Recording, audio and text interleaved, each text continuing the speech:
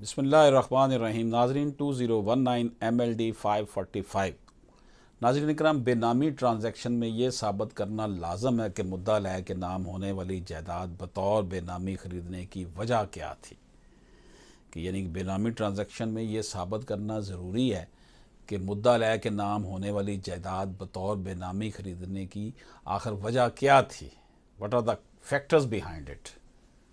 इसमें हो सकता है कि जनाब दूसरों किसी को महरूम करने के लिए उसके नाम खरीदी गई हो सकता है कि वो किसी के प्रेशर में आकर उसने उसके नाम खरीदी हो, दबाव में, फ्रॉड किया गया हो, अनड्यू इन्फ्लुएंस हो, मिसरिप्रेजेंटेशन हो। These are the factors.